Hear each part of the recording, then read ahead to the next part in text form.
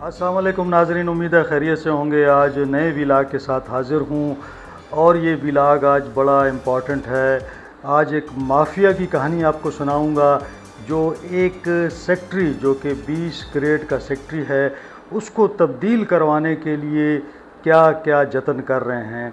वो चाहते हैं कि सेक्रेटरी साहब यहाँ से चले जाएं और वो सूबे के अंदर जो जंगलात हैं उसमें लूट मार का बाज़ार गर्म कर दें। जी बिल्कुल।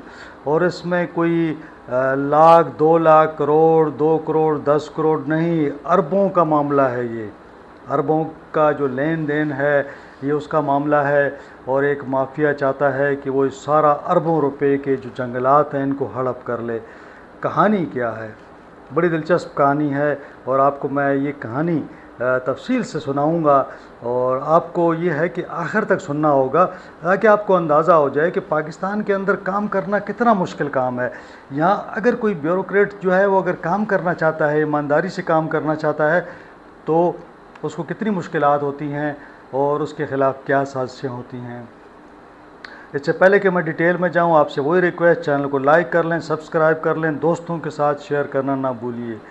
तो जनाब चलते हैं, एक सेक्रेटरी हैं खैबर पख्तूनख्वा में, उसकी कहानी आपको सुनाता हूँ कि उनके साथ क्या हो रहा है।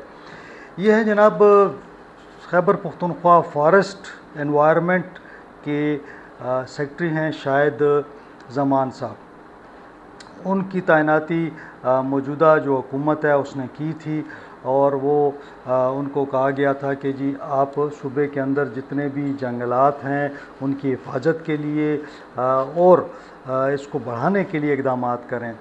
तो अब मामला ये हो गया है कि उनका वफाक ने उनका तबादला कर दिया है। हालांकि यहाँ पे तो ब्यूरोक्रेट्स काफ़ी सालों से यहाँ मौजूद हैं, किसी को इस तरह ट्रांसफ़र नहीं किया जाता। इनको आए हुए भी इतना टाइम नहीं हुआ। वफाक ने जो है वो एक कोई तकरीबन जुलाई में एक लेटर लिखा और 25 जुलाई थी कि भाई इनको भिजवा दें, यानी इनको इस्टेब्लिशमेंट रिपोर्ट करने की हदायत की गई। खैबर पख्तूनख्वा हुकूमत ने एक लेटर लिखा, उसमें उन्होंने रिक्वेस्ट की कि जी ये चूँकि काम कर रहे हैं बड़ा अच्छा और हुकूमत चाहती है कि वो इनको रिटेन करे। सूबे का भी एक यकीनन सूबा उसको रोक सकता है किसी भी अफसर को, लेकिन जो इस्टेब्लिशमेंट डिवीज़न है इस्लामाबाद, उन्होंने 4 अगस्त 2025 को दोबारा एक लेटर जारी किया है और खैबर पख्तूनख्वा हुकूमत की दरख्वास्त को मुस्तरद कर दिया है। उन्होंने कहा है कि जनाब इस अफसर को फौरी तौर पर कि वो रिपोर्ट करें इस्लामाबाद। अब एक ग्रेड 20 का अफसर है, इस तरह तो पाकिस्तान में हज़ारों अफसर होंगे, तो एक अफसर के पीछे इस्टेब्लिशमेंट डिवीज़न क्यों पड़ गया है? क्या वो इतना इम्पॉर्टेंट है कि उसको इस्लामाबाद में जाके उन्होंने कोई वहाँ पे सेक्रेटरी स्टैफ लगाना है या वहाँ पे कोई वज़ीर आज़म के पास कोई लगाना है? ऐसी कोई बात नहीं है कि वो इतना इम्पॉर्टेंट वज़ीर उनके लिए नहीं है, लेकिन उस सेक्रेटरी को खुडे लाइन लगाना है। एक्चुअली चाहते हैं कि ये जो सेक्रेटरी जंगलात की पोस्ट है इससे इसको हटाया जाए और यहाँ पे अपना बंदा तैनात किया जाए। अब कहानी क्या है? कहानी मैं आपको सुनाता हूँ जनाब, और आप सुनते रहिएगा।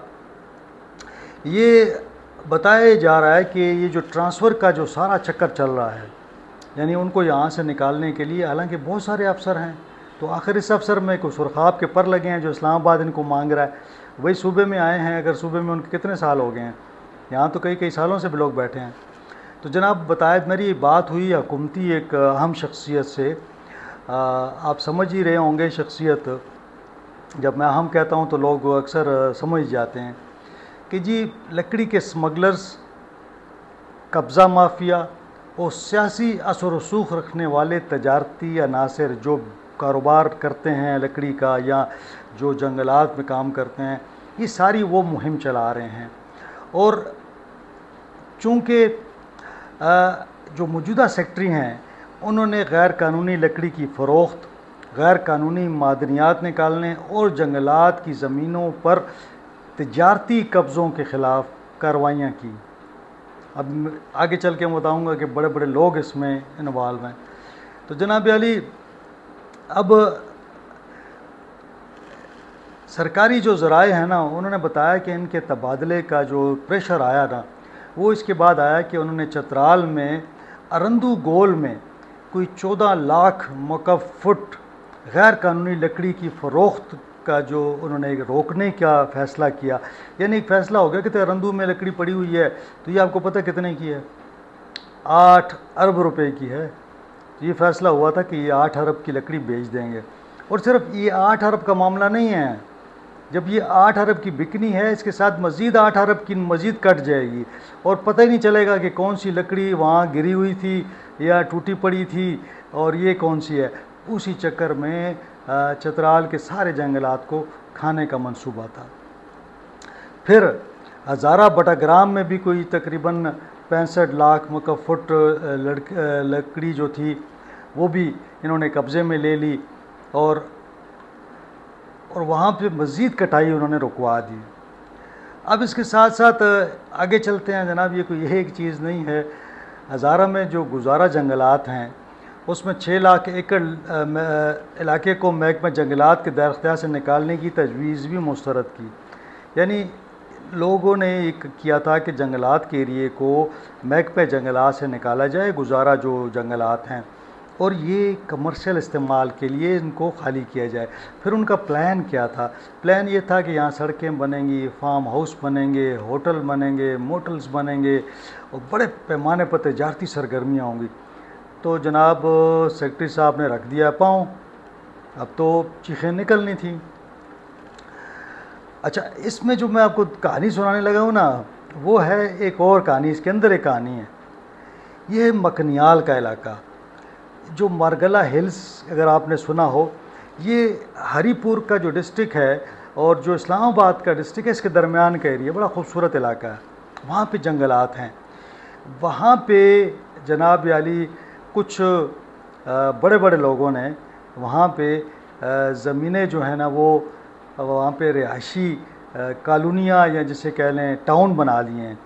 उन टाउन को उन्होंने क्या किया कि फ़ौज के अफसरों, ब्यूरोक्रेट्स को, सियासी लोगों को, मतलब जो मालदार लोग हैं उनको बेच दिए हैं। प्लान क्या?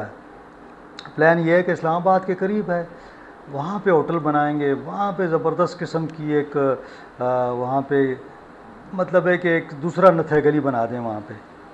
ये प्लान बनाया जा रहा था जी। और ये सारा कुछ जो था, इसके आर्डर्स जो थे ना वो निगरान दौर में हो गए थे। ये जो चीज़ें आपको बता रहा हूँ, सारा का सारा काम निगरान दौर में हुआ था। आर्डर्स निकाल लिए जनाब, अप्रूवल्स हो गए, सारा का सारा उन्होंने बंदोबस्त कर दिया।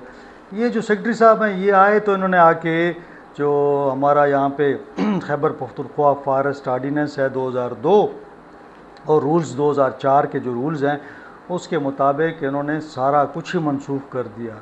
अब आप अंदाज़ा लगा लें, इसमें बड़े बड़े लोगों की इंटरेस्ट हैं, यानी जर्नैल भी हैं, इसमें बड़े बड़े ब्यूरोक्रेट्स भी हैं।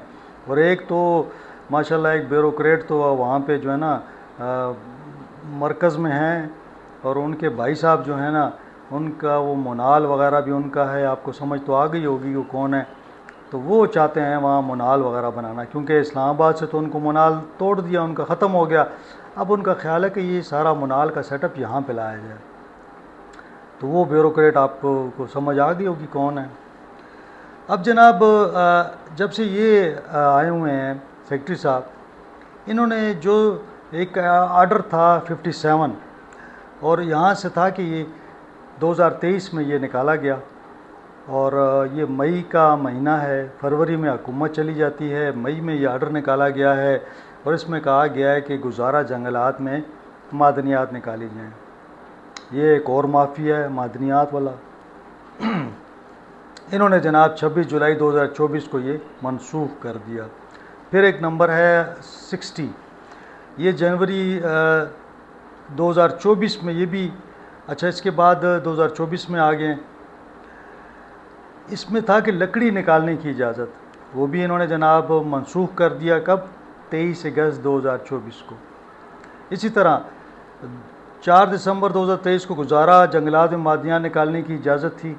सेक्रेटरी साहब जो है ना उनसे भी ये इन लोगों का वो जो है ना कहते हैं कि ये बड़े गरीब लोग हैं ना, मैं ऐसी माफिया है ये कि इन्होंने आके 26 जुलाई को 2024 को ये भी मनसूख कर दिया। तो कहने का मकसद ये है कि जंगलात में मादनियात की लीज़ की एनओसी देना वगैरह जो थी वो उनका एक एग्रीमेंट था 2023-2024 का, वो भी जनाब इन्होंने मनसूख कर दिया। तो इसी तरह अब देखते जाएं कि कितनी चीज़ें इसके लिए है ना। हरिपुर में एक निजी कंपनी को जंगलाती ज़मीन तजारती मकासद के लिए इस्तेमाल करने की इजाज़त, ये वो निजी कंपनी जो मैं कह रहा हूँ आपको, मनसूखी जो है 3 सितंबर 2024 को हो गई। अब ये सारे जो इन्होंने मनसूख किए हैं, अब इनके ख़िलाफ़ लॉबिंग शुरू हो गई है। और मुझे एक हमारे बड़े अच्छे दोस्त हैं और एक इदारे में हैं, उन्होंने मुझे बताया कि जनाब शायद ज़मान साहब की तो प्रमोशन इसी वजह से रुक गई थी। मैंने कहा क्यों? उन्होंने कहा ये मकनियाल का जो मामला है ये एक बहुत बड़ा ब्यूरोक्रेट है और बड़े बाअसर लोग हैं, उन्होंने सेक्रेटरी साहब की प्रमोशन भी नहीं होने दी। तो मैं तो कहता हूँ कि ज़ाहिर है सेक्रेटरी साहब तो अब सफ़र करेंगे, उन्हें तो जिस तरह उन्होंने लोगों के वो बात है ना कि उन पे पाँव रखा है, तो अब ये लोग तो उनको आसानी से नहीं छोड़ेंगे। लेकिन बात यह है कि कभी ज़मीर के लिए, कभी अपने ईमान के लिए, और कभी जो है ना इंसान को अपने उसूलों पे भी खड़ा होना होता है। ठीक है, अगर नुकसान भी होते हैं ज़िंदगी में, लेकिन अपना ज़मीर मुतमईन होना चाहिए। प्रमोशन जो है ना वो होती रहती है ज़िंदगी में, जो है ना ये ऐसे बहुत कम लोग होते हैं जो अपने उसूलों पर खड़े रहते हैं। मैं समझता हूँ देखें, गुजारा जंगलात के अंदर जो भी तबाही डाली जा रही थी उसका मकसद यही था कि यहाँ से मादनियात निकाली जाएँ। फिर ये जो मकनियाल का एरिया है वहाँ पे बड़े बड़े फार्म हाउसेस अभी भी इलीगल बने हुए हैं, लेकिन अभी एक कमर्शियल बुनियादों पर बनाने का वो था, होटल बनाने थे वहाँ पे। वो एरिया बड़ा खूबसूरत है, बड़ा अच्छा वो है। और आपको पता है कि इस मकनियाल के जंगलात को इन्होंने कोशिश की कि इसको निकाला जाए कि ये जंगलात का एरिया ही नहीं है, यानी इसको तहसील म्यूनसिपल कमेटी के हवाले कर दिया इन्होंने, ताकि अब जब उसके हवाले हो जाएगा तो वो जाने और डेवलपमेंट जाने। फिर तो जंगलात के महकमे से लेने का पूरा एक बंदोबस्त था। तो मैं जो आपको बता रहा हूँ कि ये एक कहानी एक ब्यूरोक्रेट की है और ये माफिया की साथ उसकी लड़ाई है। और अच्छी बात यह है कि इसमें मैंने पहली दफ़ा देखा है कि कम से कम खैबर पख्तूनख्वा हुकूमत जो है वो सपोर्ट कर रही है इसको। और मैंने आज स्टोरी भी की थी न्यूज़ में और जंग में, तो मुझे जो फीडबैक आया सरकारी अफसरों का वो बड़ा पॉजिटिव था। उन्होंने कहा कि जी बिल्कुल ठीक हो रहा है, क्योंकि ये जो काम कर रहा है इसके पीछे भी एक माफिया था जो चाहता था कि ये तमाम जो है ना अरबों की लकड़ी जो है वो भेज दी जाए। अब ये ऐसी लकड़ी थी जो एक वक्त में हमने बताया था कि जी वहाँ पे ये गिरी हुई लकड़ी पड़ी हुई है वहाँ पे, अब उसको निकालने का बंदोबस्त क्या करना था। तो उसके लिए तो एक प्रॉपर तरीका हो, कुछ सेटिंग बने ना। अगर आप कहते हैं ना जी एक इलाके को कि जी आप ठीक है जी वहाँ से अब मिसाल के तौर पर 5000 फुट लकड़ी आप ले आएँ क्योंकि ये तो वहाँ गिरी पड़ी हुई है, तो बस इसको आप डिस्पोज ऑफ कर दें। होता क्या है, परमिट या जो आपको लाइसेंस मिलता है या जो भी आपको इजाज़तनामा मिलता है वो 5000 का मिलता है। तो मैं सिर्फ समझाने के लिए अब कर रहा हूँ, होता क्या है उसी इजाज़तनामे के ऊपर 50,000 लोग निकाल लेते हैं, क्योंकि उसी को दोबारा इस्तेमाल किया जाता है और बार बार फेक बना के किया जाता है। तो ये पूरा एक माफिया होता है इसके पीछे। अब ये जो मैं 8 अरब की लकड़ी बता रहा हूँ आपको, ये एक जगह पड़ी हुई है। अब 8 अरब की जब निकलेगी, आप मुझे बताएं कि कितनी इल्लीगल निकलेगी इसके अंदर। तो ये तो मुल्क की तबाही है। अब मैं मतलब एक और व्लॉग मैं करूँगा और उसमें बड़े मज़ीद इंकशाफात होंगे कि क्या सूबे के अंदर इस माफिया ने किस तरह जंगलात को काट काट के बिल्कुल ख़त्म कर दिया है। ये तो कुछ इलाके हमें नज़र आते हैं ना जी, जो हम जाते हैं तो हमें सामने नज़र आते हैं, तो हम समझते हैं कि यार ये तो बड़ा खूबसूरत ये बना हुआ है। हालत ये है कि जब आप अंदर जाएंगे ना तो आपको पीछे के इलाके तो नज़र नहीं आते ना। जब आप किसी भी एरिया में चले जाते हैं तो वहाँ पे जो कटाई हो रही है और ये आज भी हो रही है, लेकिन जितना भी मतलब है कि ये सरकारी अफसर कर सकते हैं रजिस्ट वो करते हैं।